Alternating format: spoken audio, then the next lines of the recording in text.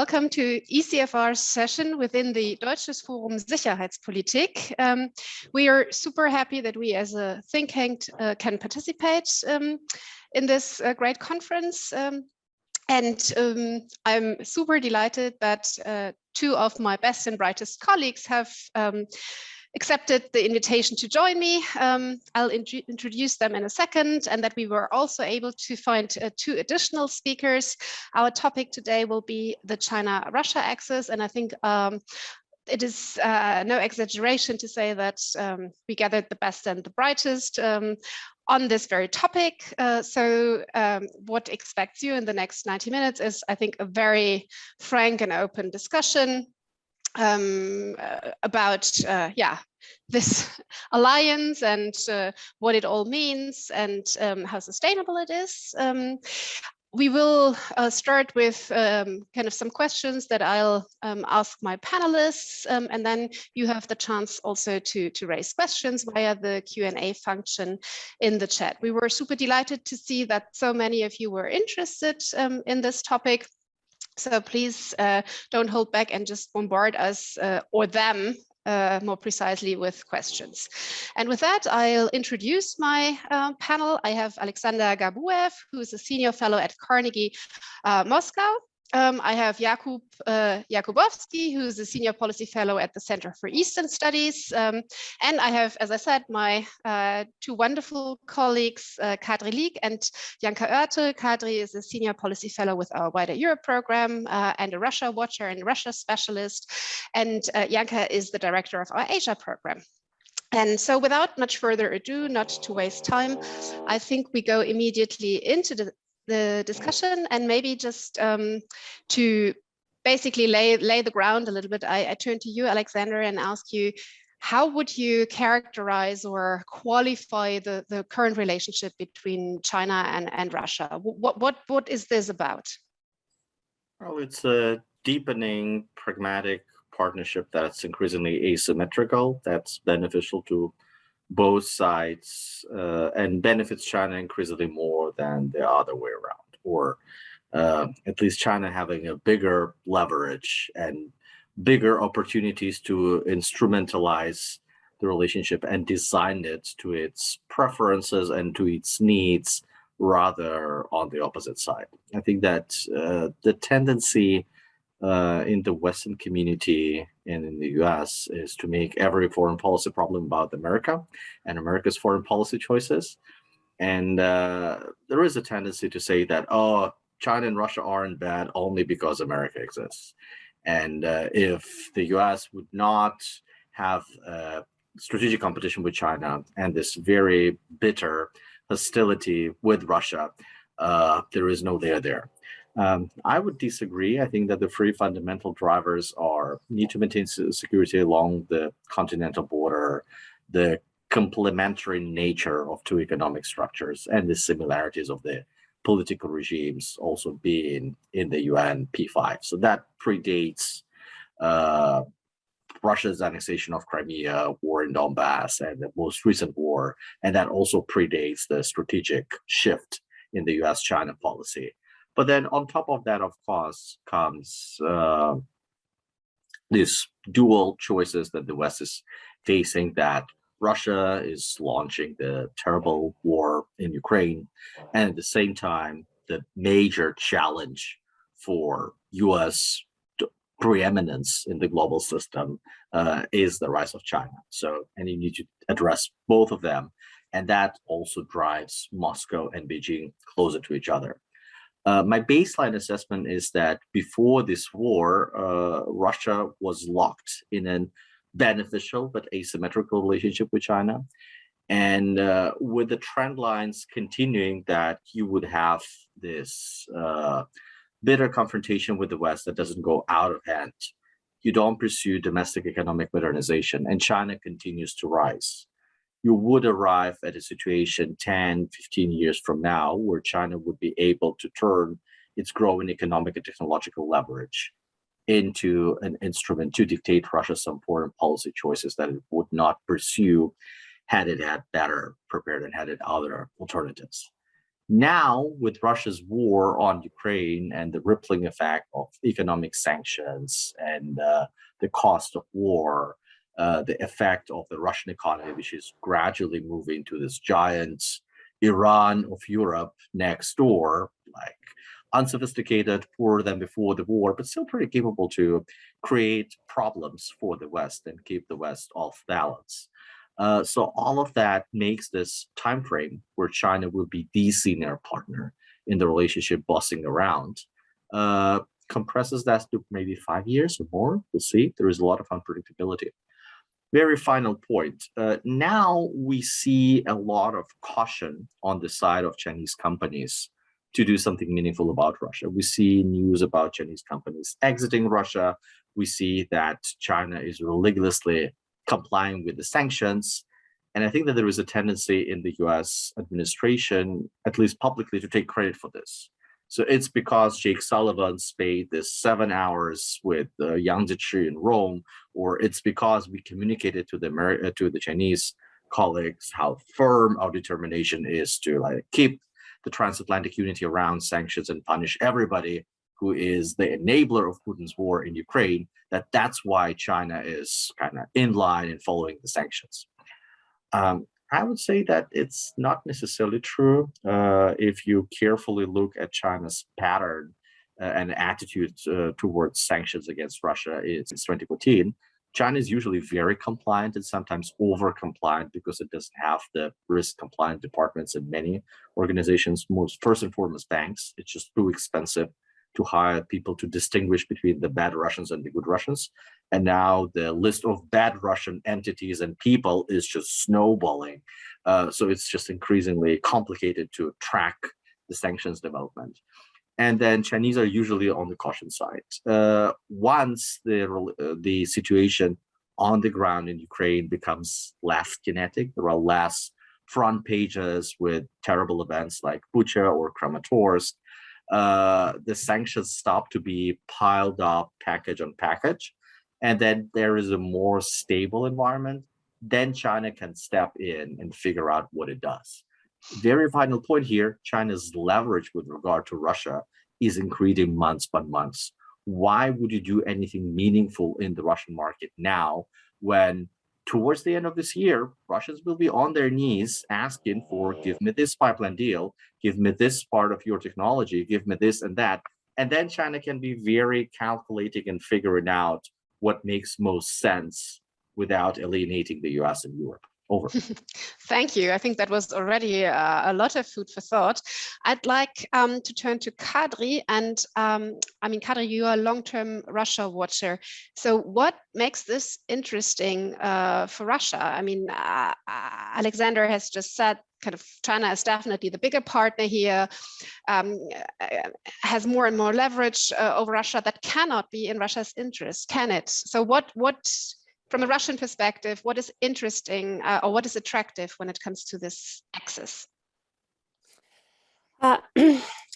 Well, I basically agree with Alexander. I think the relationship has some fundamental strengths that are not even dependent on events elsewhere. One is indeed the border. That's the world's longest land border. And it's of utmost importance to Russia to keep that border secure. If they had bad relationship with China and they would need to secure and be careful about that full border, then that would dramatically worsen Russia's situation. There is also, yes, economic compatibility that has been evident. China is huge raw materials importer, Russia is exporter. That's a match made in heaven in a way. Regimes are also similar, but I don't think that is sort of so important, or the way I see it. Sort of authoritarianism might be a destination of choice for China, but not necessarily for Russia. I think even if you look at Putinist regime, its heyday actually was some 15 years ago, when the so-called managed democracy was flourishing in Russia, but allowed the Kremlin spin doctors to manipulate political landscape and always get the election result they wanted. So it was sort of voluntary compliance or manipulated compliance, as opposed to strict authoritarian, even less totalitarian pressure. So when I was studying the relationship between Russia and China, I didn't think that, you know, they formed some sort of authoritarian alliance, but they were clearly united in their resistance towards the US, especially, I mean, people in Russia. They admitted that, yes, China might be ideological as well, but China is internally ideological while being pragmatic in its external relationships. And they contrasted it with the United States that, in their view, wants to impose its own rules upon everyone, and that causes resistance. Now, I, of course, asked whether that assessment, how sustainable is it? Because as it seems to me, China may well get sort of more ideological and more imposing its own will also in external relationships. You can see it from wolf warrior diplomacy, etc. And I've been asking, you know, how long is Russia willing to tolerate that, given how proud in nature they are, and how, you know, if the relationship with the West, or what they call taking orders from the West, is so sensitive to them, how can they actually oblige China? But now I think, yes, with this war, I think Russia will have little choice. The opportunities there were for Russia to balance between the West and China. And I thought that was actually fairly convenient for Moscow. It seemed to me they were doing it quite smartly. They had talking relationship with Washington under Biden and with China, and in between the two, they carved out their own sovereign agenda and place in the world. That seemed to me fairly smart, and that I don't see continuing. But because now the relationship with the West is wrecked, that means that Russia will be forced to accept, come what may, from China. So I don't think that President Putin has done his country a service globally when launching this war. Thank you, Kadri. Jakub, of course, I'm also interested in your assessment on the overall relationship, but maybe you can also then tackle the sustainability question. So is this now kind of a long friendship, or is this, and do you think this is really substantial, or do you think this is just an alliance because, yeah, as both speakers already said, because there are common interests, or does it go deeper in your opinion? Oh, thanks. Well, first of all, I think we are in a really defining moment for this relationship, as of many other types of relationship in the world now. But I think the things raised by Alexander and Kadri here, this kind of core bilateral component of shared border and shared interest to have some kind of stability in Central Asia, some kind of ideological fondness that was there and was driving the relationship for years. I think we've moved past this phase. The relationship ascended from a bilateral one into a global one on February 4th, when the intentions were laid out, and then on February 24th, with this whole thing blowing in Putin's face and China doubling down on supporting that, risking their relationship with the West deteriorating for both the US, that China doesn't care that much about, but most importantly with the EU, and allowing the April 1st to happen on China's side means that they really mean it. They see some strategic interest in that.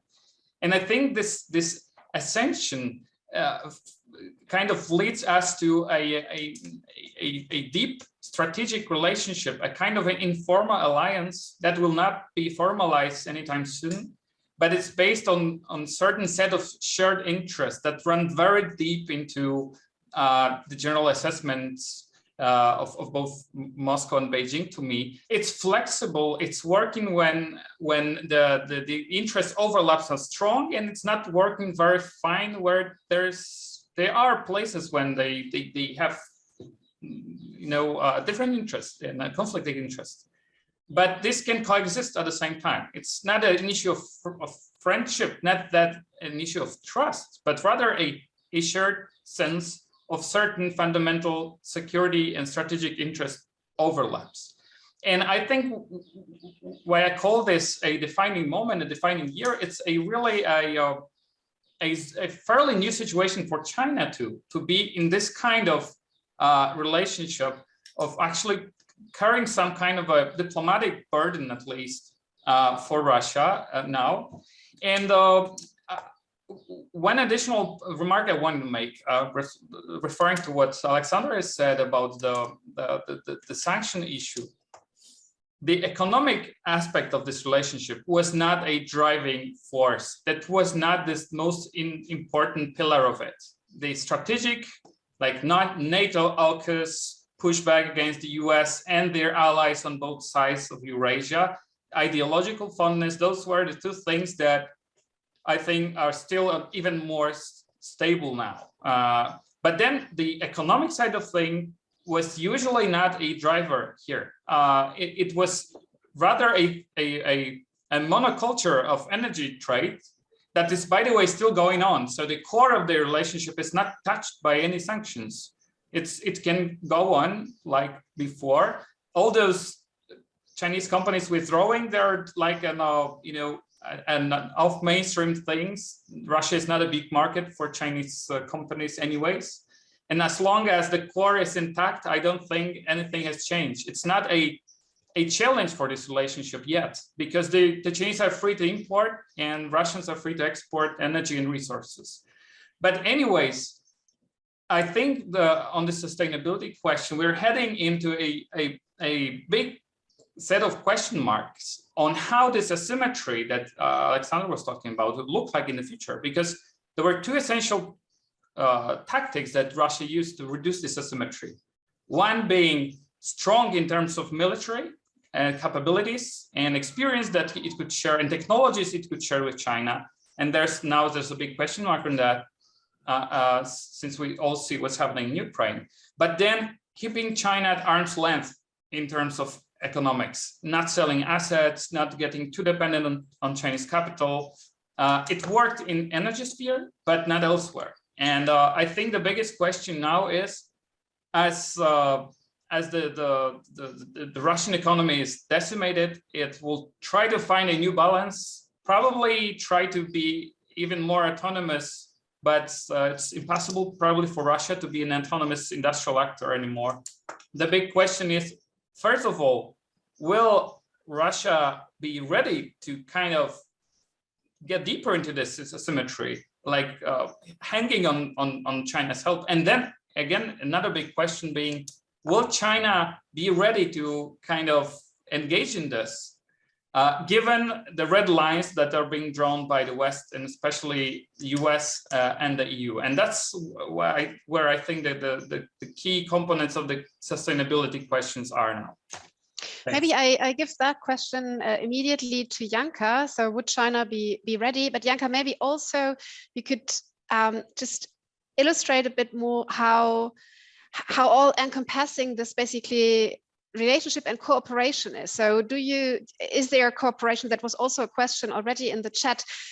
Is it only the elites, and is it only on special issues, or do we also see increasingly, for example, military cooperation between the militaries, or societal cooperation? So if you would characterize the nature of the links, what would you say?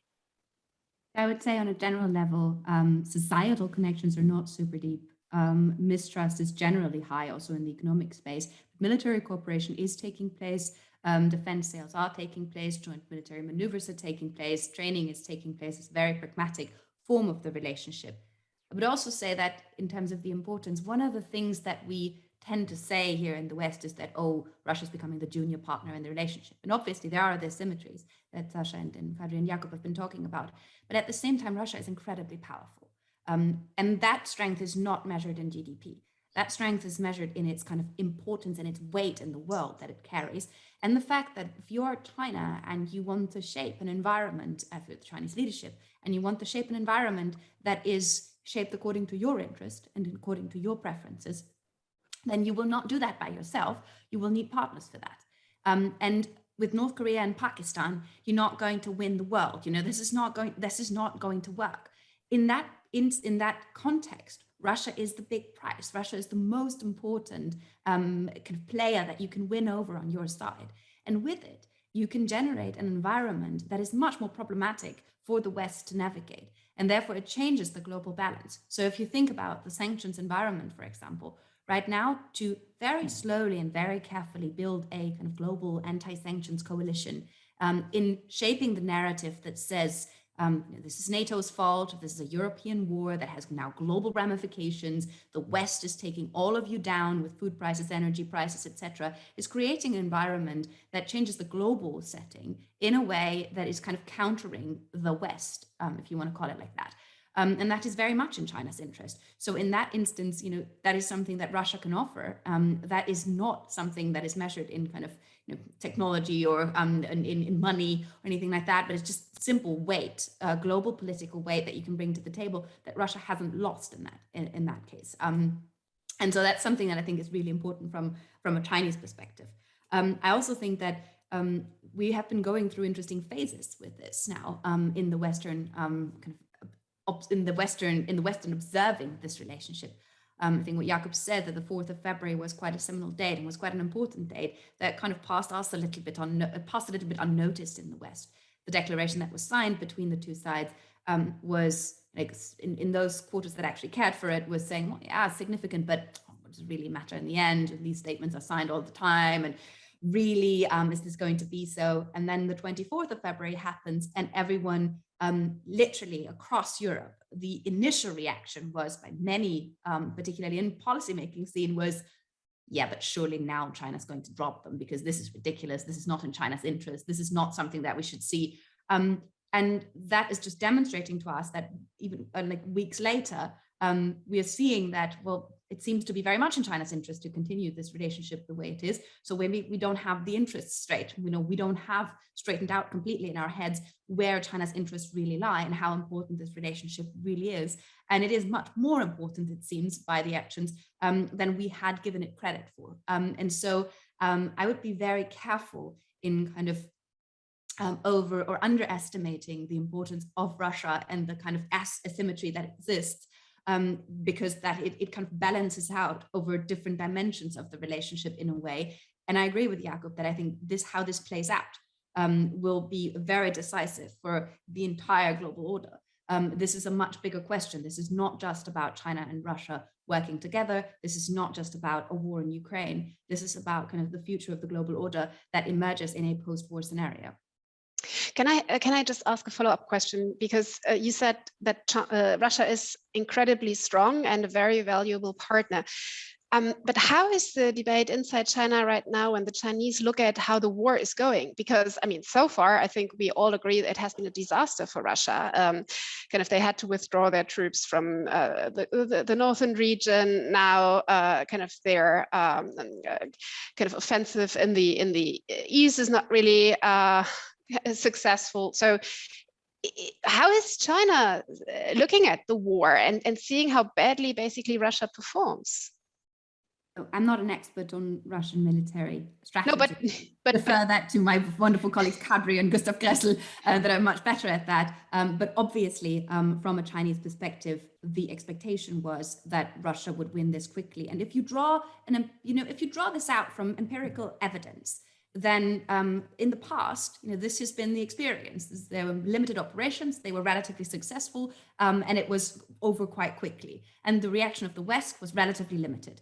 So it's a rational kind of assumption on the Chinese side to assume that this reality that they have observed before will happen again. The fact that it didn't is something that obviously leads to serious kind of conversations and questions about military strategy, certainly to some reevaluations of command and control structures and internal kind of military modernization processes in the Chinese armed forces as well. But I think the expectation level was very clear, and it was not necessarily irrational to assume that.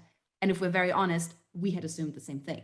So it's not that, so I think this is just a kind of a thought process right now that is ongoing, that is not necessarily, I think, centered around equipment and kit, but more around what kind of military do you need for modern warfare? What kind of warfare would you expect? And obviously also with an eye to a potential scenario in Taiwan. Alexander, maybe I can turn to you. So do you think that China has red lines when it comes to supporting Russia's war here? Is there anything that you think Russia could do where China would really disagree with, and then, really, I don't know, take action against Russia or even side with the West? In that China has this very comfortable position sitting on the fence or on Chinese Great Wall, whatever. And that, again, goes back to the cautious nature of Chinese foreign policy when it comes to Russia and Europe. It can do some reckless, ill-calculated moves like sanctioning of Merrick's, along with many European parliamentarians and EU bodies. And that shows you that the level of expertise on Europe is not necessarily there. But with Russia, I think that China maintains some caution. If anybody follows Barack Obama's advice, don't do stupid shit, I think that's China here.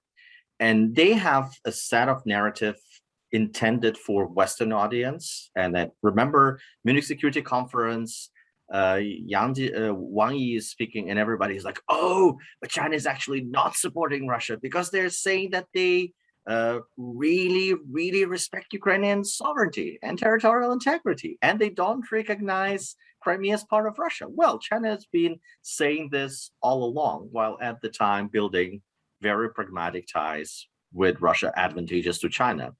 And that's the same kind of number of talking points that Yang Zichi and everybody else are throwing at Western officials. They have their talking points for the Russian audience, which says we don't support the sanctions, and by the way, it's all NATO's fault. And they have talking points for domestic audience, which is important. I don't think that China has really any stance or interest in the conflict itself. It's much more a reflection of US-China confrontation. So for them, Russia is somebody who is challenging America's supremacy, is challenging the transatlantic unity and established order with the US at the helm. And that's the use of it. I think that we need to kind of trade carefully whether Russia is ally in building something new. Where Russia is really helpful is to distract Western attentions. You travel around Western capitals, and the Americans want to project this sense of confidence, saying we have large bureaucracy, we have very competent people working in the NSC, the state. So we definitely, and then the president had this summit with ASEAN, is going to Indo-Pacific, is going to have Quad Summit. But if you look carefully at how many man-hours people like Bill Burns, Jake Sullivan, Secretary Austin, Secretary Blinken, and the president himself have to spend on this file, well, it definitely absorbs a lot of oxygen in the room and attention, which is not beneficial for China. And then bringing the US down a little bit, and then this conflict, unfortunately, will have terrible ripple effects with food crisis that's going to hit us back in the Middle East and Africa with migration, all of the sorts of unpredictable political dynamics, the energy crisis, the possible return of Mr. T to the White House in 2024, or like effects on Western democratic systems, is all there. China didn't engineer this, but Putin did, also not on purpose. But is that benefiting China? I think it does. And that's where it's really kind of useful and helpful for China. So it has this ability to watch on the sidelines. I don't think that there is any red line where China will be more activist, like when people have this expectation that China will play active role in mediating the conflict, providing Putin with off-ramp or Putin pressure instead. Like, where is the evidence? Where is one single major diplomatic conflict where China was at the table in a meaningful role, like providing logistical support for the six-party talks, on being in the room during the like Iran Nuclear deal, well, that doesn't qualify. Or even on Myanmar, even in cases where China has tremendous leverage, China was just sitting very quietly without doing some bold moves there. So I don't expect China to come from the fence on either side and just wait and expect that your leverage with regard to Russia will only grow, and then the West gets more and more absorbed in the mess created by this war is the best winning strategy, and China seems to be pursuing just that at the moment. One of our viewers, Melle de Ridder, has just highlighted that I have assumed that, or that I've asked the question, how do the Chinese perceive the war? And I assumed that they see Russia failing, but she says that is it kind of how do the Chinese even kind of see this war? Do the Chinese people see the real side of the war? Do they see it as we see it in the West, for example? Is there very much Russian propaganda active in China? And she says that this, of course, also has influence on how the Chinese view the war. I was under the assumption that basically the Chinese elite has access to all sorts of media and has and secret service and has a rather accurate picture. But I just give this question to one of you. So do we have any knowledge how basically also the Chinese people perceive this war, or how is it how it is framed in the Chinese media? Well, on the level of narratives, of course, the Chinese internal discourse on Russia is heavily censored, and we only see the pro-Russian thing because other stuff is basically disappearing, either on the level of some netizen or a former diplomat or think tankers, academics. Every anti-Russian thing is being censored. By the way, my view is that all of those critical views appearing in China are in a way people longing for those times when China could get along with the West well and be included in the Western sphere in general. I think it's a thing of the past, and that's, I think, how the leadership thinks. That in theory, ditching Russia now could bring China back to the international community, but then you've got to ask yourself a question, and they do. Would they be let in? Is there a way to have a stable relationship with the US? I don't think they see it. Maybe, you know, having a cake and eating a cake with Europe would be a thing that they would like. They may still believe that Europe can be kind of flipped using all kinds of, you know, economic leverages and so on. But in the long term, I think the thinking on the level of the CCP, and I think you could really see that in like Chinese journalists and propaganda responding to Borrell's idea floating of China kind of pushing Russia to stop this war. And their immediate response was that, why would we do this? Why would we help the US to kind of crush Russia now when we are next in line? We are next in line here. And that's, I think, the general way of thinking about this. The popular sentiment, at least the one we see, is really pro-Russian too. I think, I don't know, you can see this, we see it in Poland, like things happening, anti-Russian policy we do being commented in China, and everybody wishing us new partitions, you know, and losing our sovereignty. That's the usual kind of netizen response. But anyway, on the general level, I do agree that they are they can wait. The Russia is useful for them in two terms: energy imports and being an icebreaker that is sowing dissent into the West and distracting the US away from the Pacific. And as long as this conflict is regionalized, and it is now, it's fine. And in the short term, that brings benefits. Of course, in the long term, you might argue that this kind of set off a chain of events of Japan joining, Korea joining, Taiwan joining. But I think their baseline scenario in Beijing is that it will happen anyways. Biden was talking about this very thing, a like-minded alliance, even before this war. So it's accelerating thing, it's a catalyst, but in the long term, I think the Chinese themselves are in a block, mental block with Russia anyways. Just 2 fingers on this. I think that Sure. it's important to understand that the emotional part of narrative, just look at the people of Bucha or the tremendous amount of human suffering in this war that gets the West galvanized. It's just not necessarily there in the Chinese society. And yes, it's like they are humans, they have human compassion, but this part is war is not really covered. And then there is a sentiment that goes beyond China, but is very visible in the global South. So Janka and I have been to India, 2 or 3 weeks ago, and then you talk to the people which are the largest democracy in the world, and they say, oh, the West is appalled by seeing like all of these atrocities. Well, welcome to the real world. Like, why have you been silent about Yemen and many other conflicts? So it's just a very different perspective on human moral level that exists outside of the transatlantic or US alliance-led bubble, even in mature democracies like India. So just trying to peddle on this moral side of the narrative, but like, how can you stand with this terrible tyrant? The Chinese will say, well, like, well, where are sanctions against Saudi Arabia? And it's not just whataboutism. I think that it's deeper. It's the kind of perception of Western hypocrisy. And frankly, like, people would, like, if you dig down, they would say, oh, there is inbuilt racism. So Ukrainians look like Europeans. That's why Europeans are affected. They care far less about other conflicts. And it's an important way to understand when we try to figure out what the perception of the conflict is.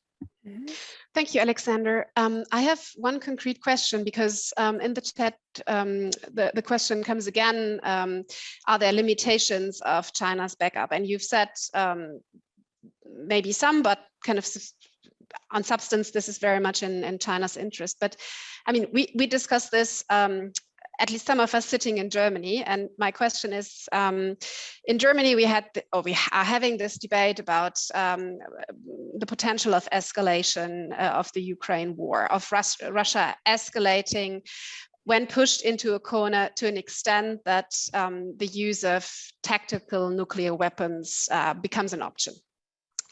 I think for all sorts of reasons, this is not very likely. Maybe Kadri can comment on this, just how likely this is. But I would be interested whether you have an opinion what that would do with China. Because this is a taboo so far. And I was always under the assumption that it could not be in China's interest to see Russia potentially using nukes in this conflict. But maybe I'm wrong. Wouldn't that be kind of a total red line? And China would then say, okay, this is going too far, and this is going against our interest. But maybe, Kadri, maybe you can just briefly say how likely this is. I think that's also good for a German context, but we have a very international audience today. And then maybe the China watchers could then say what that would do with China. Yeah, thanks, Janka. Jana. Sorry. Classic. Yeah, I know that must have happened before. No, but I agree with Alex that China necessarily doesn't have many humanitarian concerns when they look at the war that Russia is waging. But I think they ask about the military side. Why is Russia doing so badly? And I think the actual flaw in Russia's behavior is one of decision making. I mean, it's becoming increasingly evident that President Putin made a decision to start this war based on inaccurate information. And that's the result of decades of negative selection, people feeding him the information they think he wants to hear, him being very distrustful of everyone, sort of not from the close circle, with different opinions. And then, of course, COVID isolation magnified all that. So, I mean, I didn't expect that war to happen because I think I've been thinking of Putin as sort of rational risk taker. Even if he takes risks, these are calculated and there is a good chance to win. And this one didn't seem like that to me. And I think the only explanation is that he started it based on bad information. And that is actually something that China should think about, because, you know, they have just got rid of elections, and lack of rotation at the top of the power is one of the reasons why this war is going so badly for Russia. It's not even, you know, military or etc. I think it's decision-making mistake. And that in turn, I think, has a potential of influencing Russia's capacity in many other things. I think the domestic equilibrium is in danger and global clout alongside. So we don't know which way it goes. It could be that Russia pulls itself together and manages to somehow bring it to some sort of conclusion, but you know, the seeds of a disaster for Russia are surely there as well. Now, as to the nuclear weapons, I do not know. I mean, my military colleagues who follow Russia's nuclear doctrine, etc., they say that it's extremely unlikely. And exactly, incentives to use nuclear weapons are not there. Also, when you think of Russia's relationship with the outside world, where they are trying to find more sympathy than they find in the West, that would take the whole of Russia's image and all relationships totally elsewhere. But then again, it is hard also for me to imagine President Putin accepting a humiliating loss that for him will be existential. It's not like, you know, losing Ukraine in 2004 after the Orange Revolution, which he took very hardly, but that was far from existential for Russia. This time, if he loses, that will mean losing much more than Ukraine. So I don't know. But just, I don't want to engage in a doom scenario here, but just because it's really such an important debate in Germany, in case it would happen, or maybe even before, if China gets worried that this would happen, how would China's reaction be? Would China try to stop Russia? Would Russia signal this is not a good idea? Or if it happened, what would be the reaction afterwards? I mean, this is pure speculation, but maybe one of you three wants to speculate with me here. Janka? I would say, Sasha, you go, but I can just say, I would say it doesn't change anything about the logic in Beijing necessarily. Wow. My assumption. I wouldn't see why it would change anything. And it would certainly not be something that China would kind of actively prevent or be asked beforehand in the first place. I just doubt that it would change that much. It is just much more of a kind of, that is a problem for us, which is actually not so bad for China if it's a big problem for us. Agree. And then I'm also not claiming any expertise on military matters, but I think that the probability is pretty low at this point. And then define Russian defeat. I agree with Kadri that decision-making was large part of the problem, like the strategic decision on how attainable are your lofty goals and how much they are actually needed, like define control over Ukraine that would satisfy the Kremlin's ambitions, and like why on earth would you need that? Like what kind of pragmatic Russian interests does it serve? So this discussion was totally absent.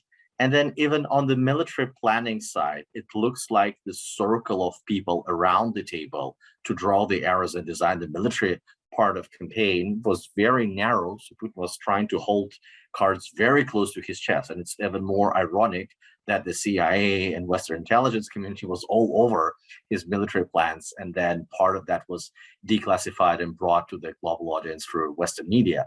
So hats off to my ex-boss, Bill Burns, and his colleagues. But on a more serious note, so the lofty goals are unattainable, that's for sure. I think that you're opening your Twitter feed and see a lot of triumphalism about Russian aggressors be chasing out of Ukraine just like tomorrow, if not today, if Western military aid keeps coming. I think that we see the Russian side of the losses and damage.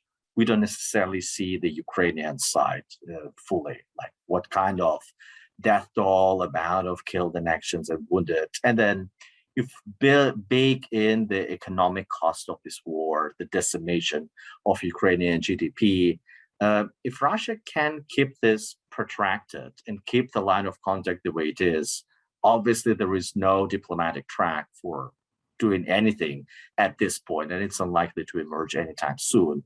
If Russia just keeps its positions and has capacity to strike objects deep inside Ukrainian territory. So this Ursula von der Leyen idea of building the Kiev-controlled Ukraine into Western Germany to show the shiny example and make a Marshall Plan. Well, you build a new airport in Kiev, you open it, and that it takes just 1 or 2 Russian missiles to destroy it. If Russia can keep this capacity and wait for the boomerang of inflation, food prices, energy prices to go back to the West, and then maybe if you endure long enough for Mr. T to be back in the White House, that's what I would describe victory. It's not control over Ukraine the way it was hoped for, to have like President Medvedchuk in Kiev, but it's totally dysfunctional Ukraine. It's the West in its own turmoil as a result of the second order, third order effects of this war. And you are in charge of much less prosperous, much more technologically backward, but still a pretty dangerous and potent Russia, like a giant Iran on steroids. I think that would be plan B, and that would, as I would describe, victory for Russia nowadays. And I don't see why that doesn't benefit China overall. Yeah. Jakub? If I can just quickly jump in on the initial question on the use of nuclear weapons by Russians, I think the key thing to understand to me is that China thinks that it's a Russia's defensive war. They see it as a thing that was staged by the Americans. And there was a recent interview by Liik, the Vice Foreign Minister, who said, we should not allow the US to stage a crisis similar to the Ukrainian one in the Indo-Pacific. And they've been consistent about this whole NATO expansion thing. I think they really mean it. They feel they are being pressured by the US in a fairly similar side. They are saying that it was the whole conflict breaking out was a result of pushing Russia to the corner already. And if Russia struck with tactical weapons, they may very well say they were desperate. They were just, it's a defensive war that was the last resort kind of instrument. Probably thinking about themselves, failing to invade Taiwan. Maybe would they use it if they were in a similar situation, feeling that they're being pushed by the West so far. So I think, okay, if it became strategic nuclear weapons, then it means a World War III. And I think here China might be much more reluctant. But then the question would be, what would be China's leverage to stop Russians from doing this? But I think still it's so far in the scenario 3 that I don't think we should look at it. The tactical is a thing possibly on the table someday, but I'm not sure if they will I can see them spinning this as a defensive move very easily. And I think the Chinese public may very well understand it in a way, because they have, they're not Japan. They don't have an immediate, nuclear experience in a way. Interesting. Just 30 seconds here. I think one of the points that Jakub was just raising was made so public at the very outset of the war. Hua Chunying, the spokesperson of the Ministry of Foreign Affairs, had that quote on Twitter, which is an interesting medium to choose. It says, this is what happens when you push a big country against the wall. And I do think that this is somehow a good narrative to understand the logic that is at play. I think we're well advised to see it that way and to understand that this is the logic that is being applied, because otherwise things that we deem irrational or not in China's interest don't become logical for us. I think for us, it's really important to understand where the logic comes from. And I think if we think around, this is not just about this escalation, this is also about what could happen in the future. Are there any ways in which we can avoid a similar perception? Are there any ways is there still any room for a conversation to be had around these questions where we can discuss how each side sees a scenario of the reality emerging to avoid potential further escalation in other scenarios, in other theaters? That's certainly going to be incredibly difficult, but I think the first is to acknowledge that there is a very different perception of what is at play, of the reality that is unfolding, and that's not show, but that is the perception of what the reality really is. Yeah, and I think actually this seminar is helpful in trying to understand the Chinese rationale much better and trying to understand how the Chinese look at all of this. I have already learned a lot, but now I would like to turn to questions from the audience, because now a lot are coming in. And there is one, I think, very interesting. Maybe you can just raise hands and first come, first serve and get to answer the question. But what is China learning from Russia's war in Ukraine and the Western unified response vis-a-vis future adventures, for example, with Taiwan? We proud ourselves, we are as united as during the Cold War or as never before, and this shows China what to expect when they wage war against Taiwan. Is that the Chinese thinking? Are they seeing us as terribly united and as strong at the moment? My short answer is yes, that definitely sinks in. So they see what happens. And that was also the design part of US and transatlantic community response.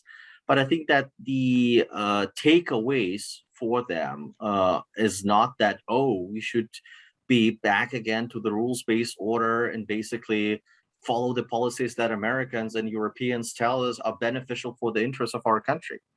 They would say that Putin did something reckless, which probably goes against interests of his country, but he went into this war under the assumption that he has a capable military, that he has mastered supply chain and import substitution, and that his financial system is immune to Western pressure shocks. And that he was wrong on all of the assumptions. So if we have a military option for Taiwan some time down the road, and we want to put the gun on the table in order to force Taiwan to negotiate on our terms, we need to first really make sure that our military is capable and just double down on this front. We really need to muster supply chain and import substitution and make sure that no critical components are absent.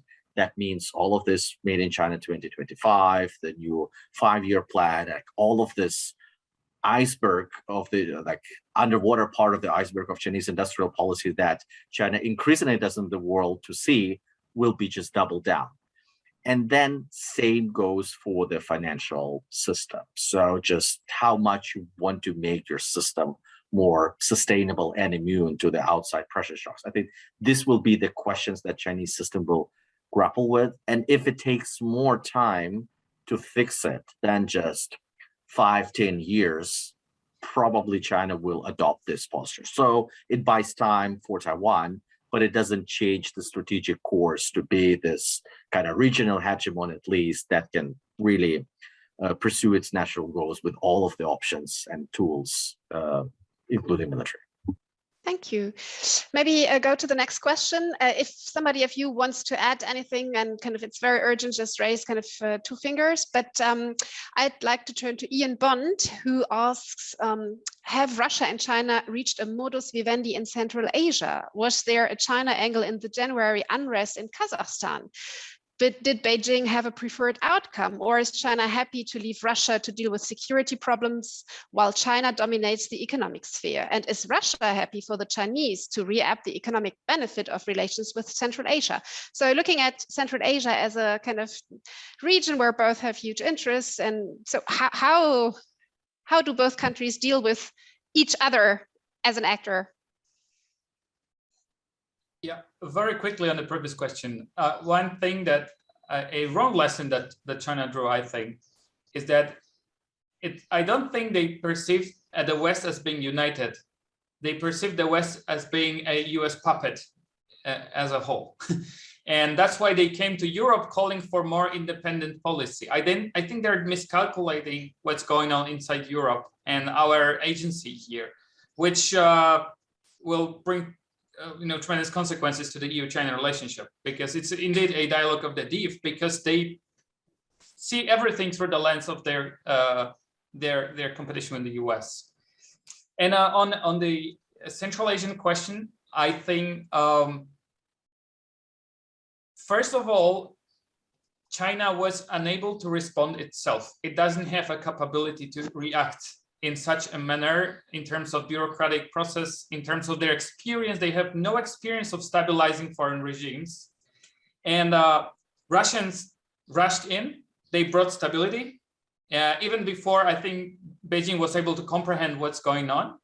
And in post factum, because there was no other way, they said it's great. And there was a number of foreign policy statements, one EU Lavrov meetings, and OPED saying that that's how it should work. They are the policemen in Central Asia, propping up regimes there. We're doing business and importing stuff. And I think in the grand scheme of things, it's fine. I mean, Central Asia for China, of course, gas flowing in, some oil flowing in, but it's a backwater. It's the biggest concern for them is for this region to be stable. And as long as Russia is able to provide this stability, they don't really care about who is stronger in political terms or who is controlling the elites, because the real money is elsewhere. The real strategic competitors are elsewhere. And I think that's why it's still stable. Although the big question here is, as the situation in Kyrgyzstan, Tajikistan is deteriorating, as Afghanistan is maybe going to explode at some moment, what will the situation be? Should Russia be too weak to actually kind of repeat this thing? And this will kind of force them to find a new modus vivendi, where and it will be hard, I think, for both Russia to kind of let China do something, and China, because it has very little experience of doing this. Two fingers on this. I totally agree with Jakub's assessment.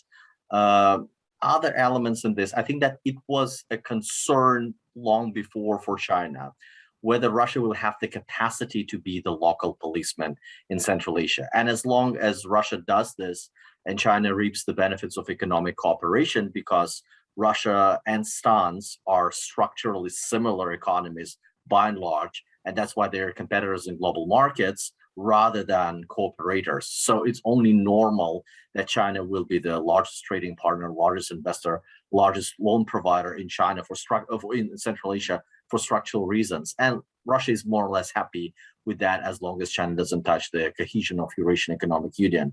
So on the longevity of Russia's role as a local gendarme, China had its doubts. And like the facility in Tajikistan, the programs to develop and deepen ties with the local military and law enforcement agencies are the stepping stones for China to build its security toolkit in Central Asia, because Xinjiang problem will be there, troubled neighborhood with Afghanistan will be there for decades to come. What if Russia cannot be helpful to us and we need to fix it on our own? Like, we need to start building tools now. And I think that this is accelerated by the war and its impact. It first shows that Russia is not as capable in conventional front as everybody thought. And is it a planning program? Is it like failure of toolkit? Still, the problem is there. And then with Russia's economy shrinking and the impact of sanctions, whether Russia will have this capability going forward is a big question mark. Very final point here, stans like the local states also have agency on this, and they're also important, and it will not be decided only by Moscow and Beijing. They also make their own choices.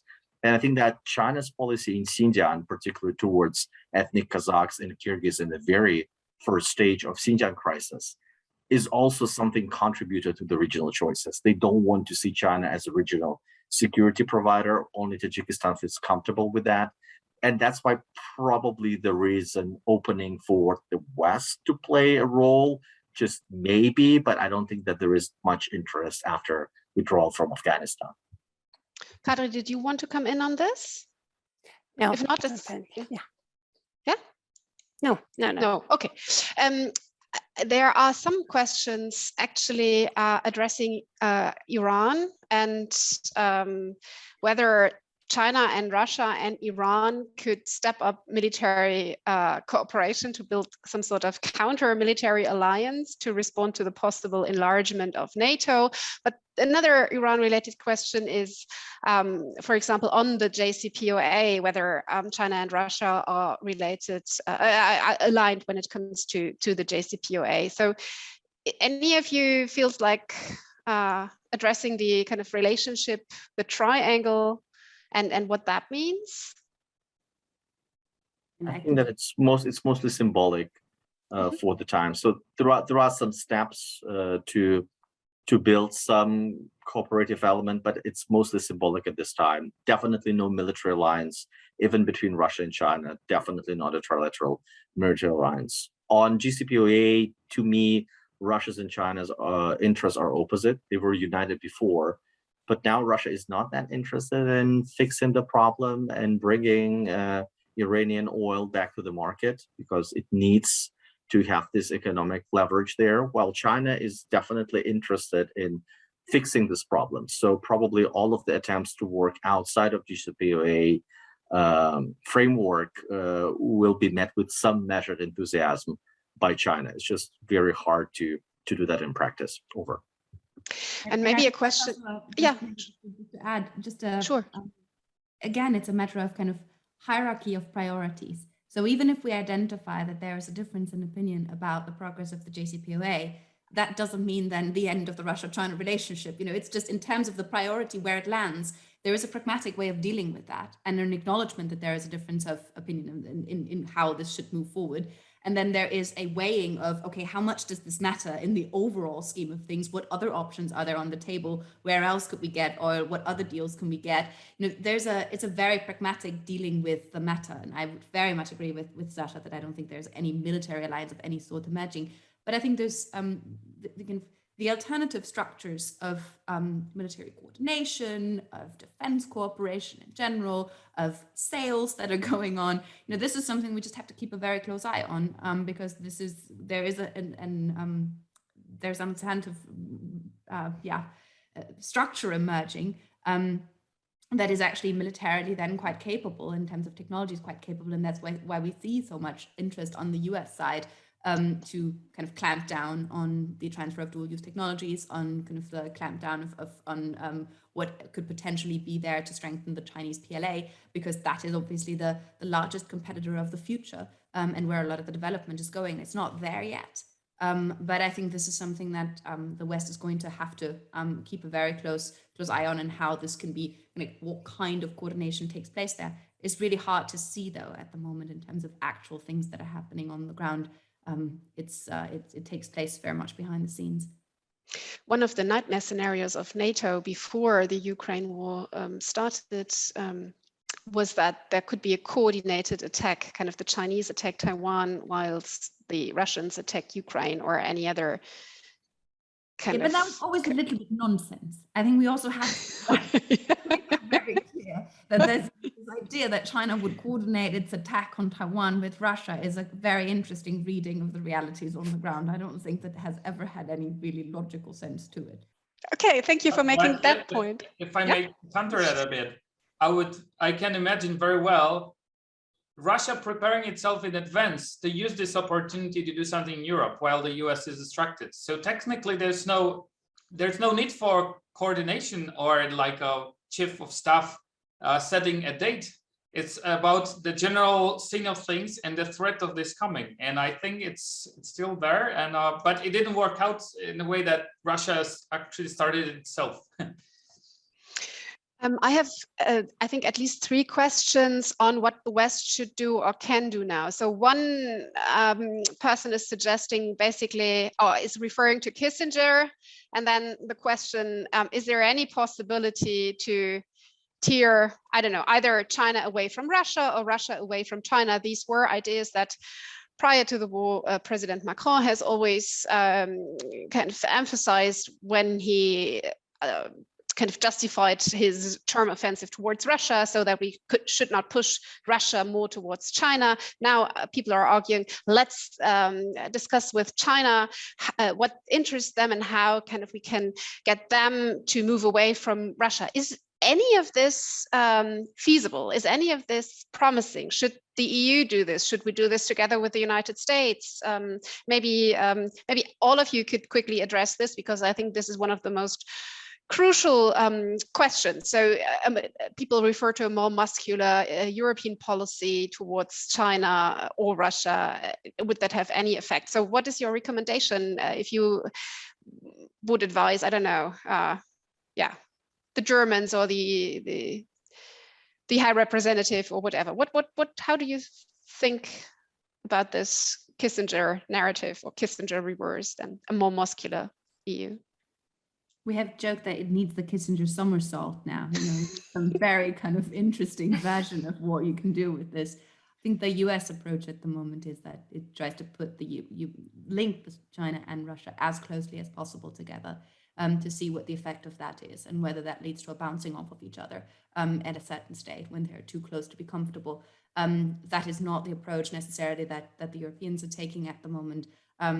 There is a very limited amount of options that are on the table in terms of separating the two actively. But I think what we need to be prepared for is the kind of the different scenarios that could emerge from this, and to have options on the table for how we can make strategic use of any kind of dynamics that emerge between the two. I think it's overestimating our own capabilities a bit if we think as Europe, all we need to do is make Putin or see a fantastic offer. And then it would just kind of neatly fall into two places. That's just not where the interests lie on both sides. If everything is seen through a system competition reality or a system competition frame and glasses at the moment, then that's just not, we're not on the right side of the system competition from that perspective to actually make that offer. So I think that it has a very limited ability to do that. But I think what Sasha has been saying initially in terms of the effect of the sanctions and the actual deterrent effect that has, and the kind of pounding and being very clear about the consequences. Obviously, that has a degree of a grinding effect as well. And we have to monitor a little bit where this leads. Other options that the Europeans should pursue? No, to be honest, as I see it, I think February has changed a lot. I mean, the options that were are now closed, and even before that war, I don't think sort of Kissinger in reverse done quickly and neatly was feasible. I mean, fundamentals of Russia-China relationships have been strong enough, but I suggested that Europeans could allow Russia some space to hedge against China, where if and when Russia sees the necessity of that. But that would have involved some fairly important trade-offs or prioritization on behalf of Europe already back then, in terms of, say, technology. What technology do you make available to Russia, what not, given what is our own strategic view of Russia. So, already back then, this would have been a thing that would have launched multiple debates inside Europe. And now I think, these debates are decided before they even start. I think there is very strong contingency in Europe that sees Russia as strategic danger, weakening of Russia as a goal, and that all eats away sort of space that one could have allowed Russia to hedge against China. Maybe if none of you wants to come in on the what can Europe do and how can we, Jakub, please. Yeah, just one thing. Yeah. We talked a lot about reverse Kissinger to just pull Russia away from China, and the result was that Russia was nodding, taking all it could, technology and finance from us, and then use it against us because it felt it was in a systemic competition with us. I think the same will happen if we try to pull China away from Russia and kind of provide carrots for China to move away. I won't repeat my previous and others' previous arguments, but I don't think it will work. The workable solution is the one that actually the West has applied so far. It's just raising the cost, and raising the cost of China helping Russia to wage this war, which is probably unlikely, but also wage future wars, but which I think are coming given what's happening in Russia and in their minds. So in the long term, precluding Russia from kind of reorienting itself towards Russia. And the most important and immediate problem would be what will happen with Russia's spare oil capacities after we impose an oil imports ban. The same applies to gas. And I think the key point here is to say to China and India that we are doing this on purpose. We are cutting ourselves off from this capacity for a purpose of Russia being forced to stop its policy. And I think we should be clear to China about communicating this. They are free to do anything they want. They are a sovereign country, but they should not expect anything good happening in EU-China relations should they do this. And that's on the level of diplomatic talk and drawing like diplomatic red lines. But there's plenty that the EU could do just to stop it from happening functionally. If China decided that it wants to get some of that capacity, and especially in gas, but also in oil, it will need to produce pipelines, LNG liquefying stations, tankers, and gas ships, and invest in this and build this. And there's plenty that the West can do to basically cut Russia and China from technologies that will enable them to do this. And I think, given that's the core of their economic relationship and in the core of the Russian economy, that's the thing we should focus on, to be clear about this and rising costs. Note of caution here. I think that some people are engaged in this magical thinking that if we just break the kind of pipeline, hydrocarbon, cash generating mechanism for Putin, his war machine will stop. Look at Iran, look at North Korea. I don't think that you try to strangle resources available to this regime, and then the shrinking resources are still diverted to domestic security and to the military machine, because that the regime get increasingly security obsessed and militarized.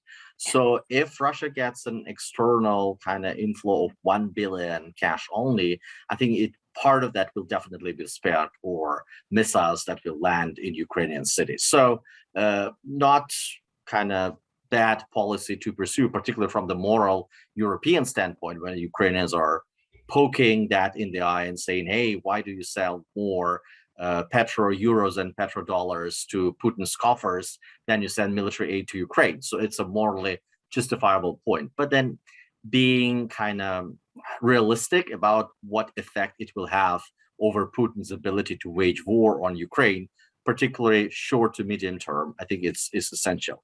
And then second part on just punishing China for buying oil and gas for Russia, and same with India. If people believe that taking away 15% of global trade in hydrocarbons without redistributing it, so Europe diminishes its purchases, goes to the Gulf, but China and India have something to compensate, and you just simply write this 15% off and pretend they don't exist. If that's not crushing of the global economy, including ability of Germany to generate enough cash to support Ukraine and to refurbish your military and to keep sane politicians in power, well, I think we are in trouble. Over. But can I respond to this very quickly? Yeah. Very 30 quickly. seconds, and then I have a question. Another one. Well, I think cutting the finance from Russia is just one part of a general strategy to it's not only about finance, it's only about also about technology and components and the industrial base.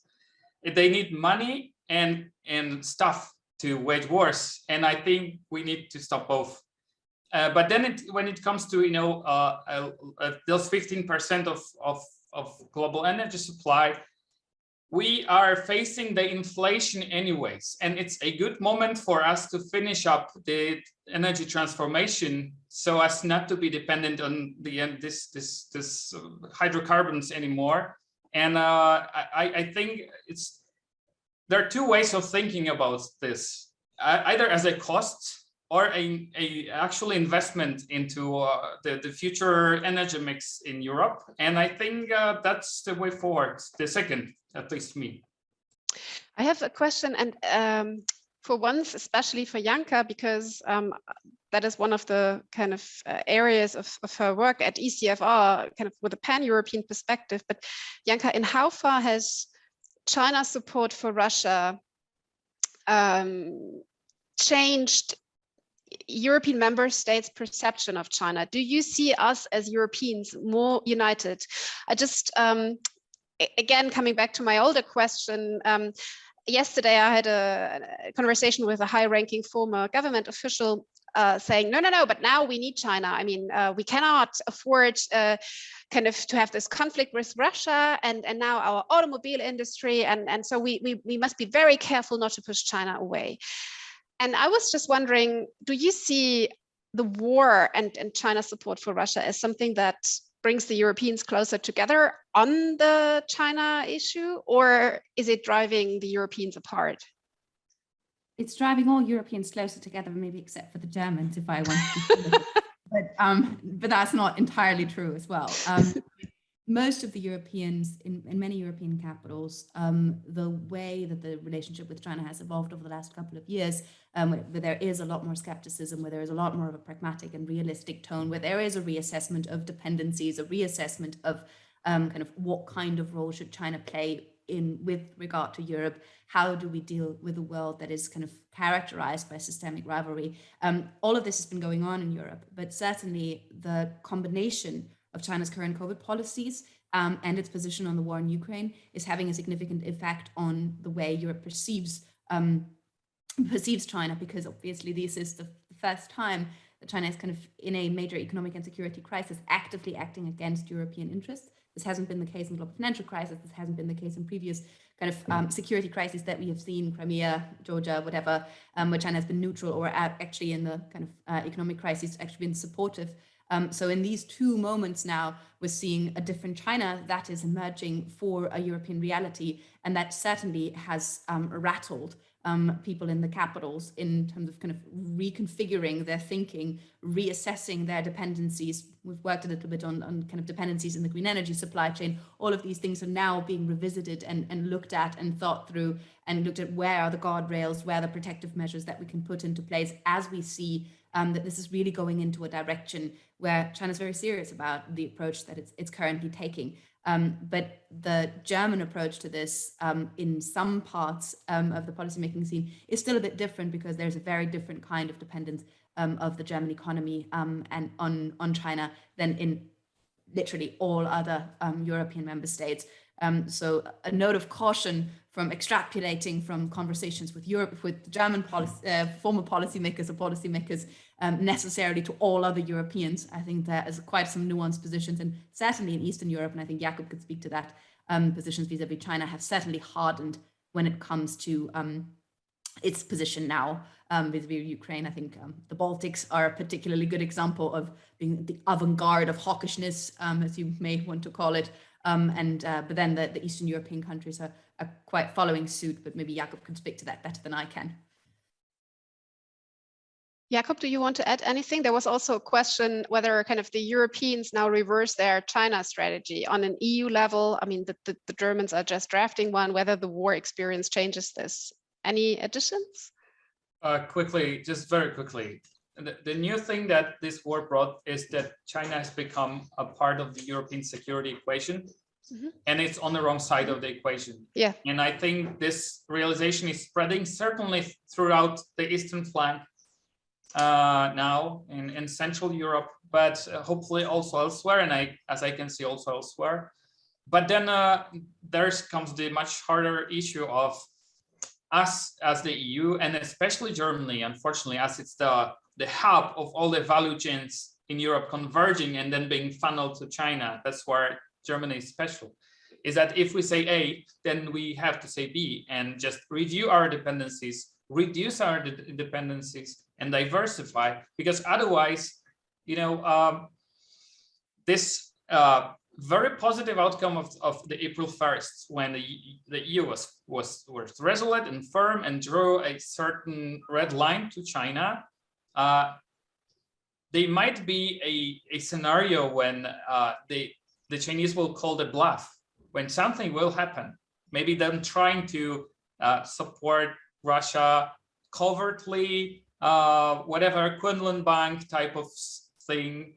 And then after this happens, what do we do? Are we ready to kind of respond to that or not? And so far it's great. Maybe China really, and maybe really this will like kind of escalate inside the EU as right after the Russian invasion on Ukraine, when magic things happened in terms of what is possible in the EU. But I think the necessary step here, apart from the diplomatic and kind of a mental change we have, is to kind of really look at our relationship and define the kind of a escalation ladder of what we are ready for, what risk we're willing to take, and because it's necessary in the long term. Otherwise, China might like encounter the first case of them supporting Russia meaningfully, and the US going forward with some kind of sanctions, and then the EU starting to discuss things. That will be a disaster, I think. But what's also be quite typical for the EU, no? To start discussing things. I love the discussions, but we should start it now rather than after it happens. Yep, so it would be very typical for the EU to do this, too late. I have one very particular question from Michelangelo Freri. And he says the biggest hurdle in stronger economic and energy ties between China and Russia is the lack of infrastructure in the Russian Far East. To what degree does China and maybe Russia have the interest and resources to fill the investment gap that opened after 2014? So are both countries working on deepening their economic ties and creating more infrastructure for this? Do you see this? Key here is building of the Power of Siberia 2 pipeline that will bring resources from Yamal Peninsula and around, like in Western Siberia, that is now resource-based for Europe to China, and that they have been in talks for the last 15 plus years. I think that the pipeline is gradually taking shape. But the negotiations right now are in this very critical moment where the political optics for this is bad. So it's not that you want to have this headline in the FT or Wall Street Journal that this deal gives Putin X billion US dollars to continue this war. And then again, China's leverage in these talks is growing year by year. Like how much of this gas purchases will be covered by take-or-pay clause, or it will not exist in this contract? What is the price formula? So these are all the issues that the Russians and the Chinese are grappling with right now. Russia wants to sign it as soon as possible. China has all of the reasons to delay this. I think that ultimately it will come through more on Chinese terms. And then for Russia, Russia has money to build this pipeline. It doesn't need Chinese investment here. And the big thing is that the people building this pipeline will be Gennady Timchenko and Arkady Rottenberg, two closest of Putin's friends. And like they make a lot of money building pipelines. And that's the same story as with Power of Siberia 1 or Nord Stream 2, that it's a virtuous cycle inside the Russian corruption mechanism. Over.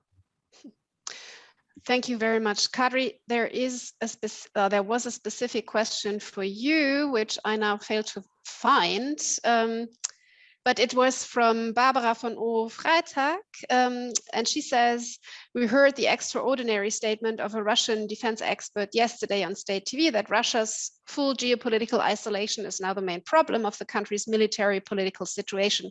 This does not point to a comfortable strategic alliance with China. Do you see other signs of discomfort about one-sided dependence on Peking, which you said was never Putin's intention?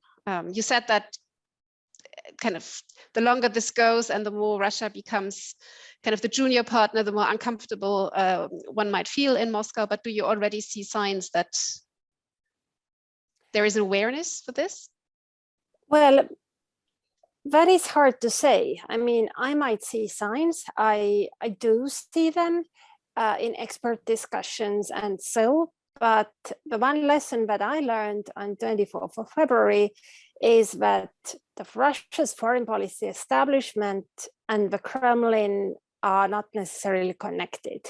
So the way Russia's foreign policy establishment saw the interests of Russia and calculations and ups and downs of every action, that was not necessarily the way things were seen in the Kremlin, or should I say by President Putin. So my question in that context would be that, whatever signs we see, how indicative are these of thinking in the Kremlin? And I now doubt that a lot more than I used to. I thought that, okay, information will still trickle out of Kremlin. It might get distorted somewhat, but, it seemed we still could know something. And the way Putin deceived his whole establishment has made me a lot more cautious when interpreting any signs we might see. But yeah, I think I know the statement that Barbara is referring to, and that was, some fresh air on Russian TV, but that's a rare sight. Happens from time to time. There was one question on India specifically and the role of India. I think, Sasha, you already hinted at this kind of an hour ago, but maybe we could just deal with India as an actor concretely again, seeing that it sits somewhat on the fence looking at the war, but how do you see India's role in the future, looking at Russia and China?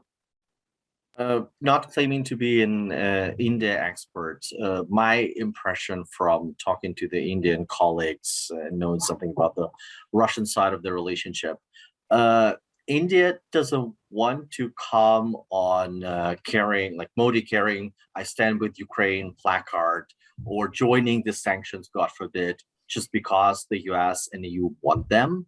And it's the non-alignment movement tradition partly, but partly this identity of a great power that is defining its national interest on its own without the US or Europe telling the Indians where their loyalty should lie. So doing something just because the US and Europe say, oh, we are partners and friends, we're helping you to modernize your economy and stand up against Chinese pressure. So do something that serves our interest is not an option there. And that's the pervasive mood. Like, there is no alignment or deep sympathy for the moral cause. There is some, but just not sufficient. And then pragmatically, there is this narrative or an impression that Russia has been a trusted ally for decades. Why would we throw them under the bus? There are some hopes that are, in my view, evaporating, that, oh, we should peel Russia off from China, and that's a strategic guidance for Indian foreign policy, like we should help Russia to keep distance from China. People now are more realistic that China and Russia are moving closer as a result of this conflict, and there's not that much that India can do. And there is the reliance on the Russian hardware. It's not sustainable in the long term, and people think that Russia's ability to produce high-end weaponry will be impacted by the sanctions. And if India wants to buy a lot of its toolkit from France, Japan, and the US, then keeping large legacy toolkit from Russia is unsustainable. But then India is also in a bazaar, in a negotiation, and it says, oh, you're unhappy with us depending on Russia. So Europe and then United States, come with some creative options how you help us to solve this problem for us.